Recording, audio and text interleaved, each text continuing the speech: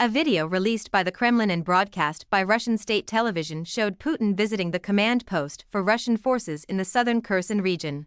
Russian President Vladimir Putin visited the headquarters of the Russian troops fighting in Ukraine early on Tuesday, his second trip to the Russian-held territories there since March. In a video posted by Russian state media, Putin is seen arriving by helicopter to receive reports from the top military brass about the combat situation. The Russian leader then moved by helicopter to the headquarters of the Russian National Guard of the eastern Luhansk region to hear reports from commanders. In both locations, Putin congratulated the military on the Orthodox Easter that was celebrated Sunday and presented them with icons.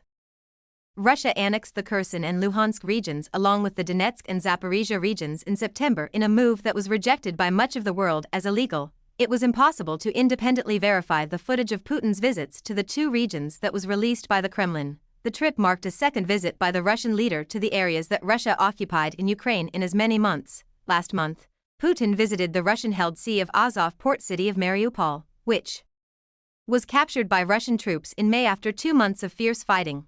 Putin's trips to the military headquarters come as Ukraine is preparing for a new counteroffensive to reclaim the occupied territories.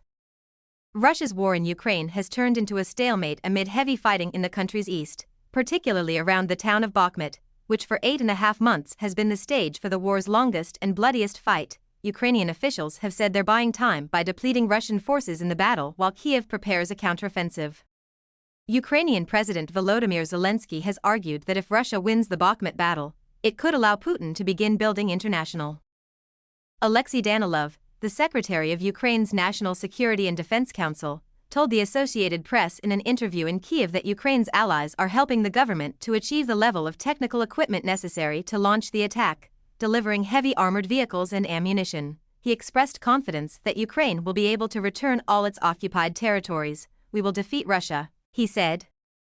"If you have a strong inner spirit, you will definitely win. And we always had it strong." This is something that always annoyed the Russians.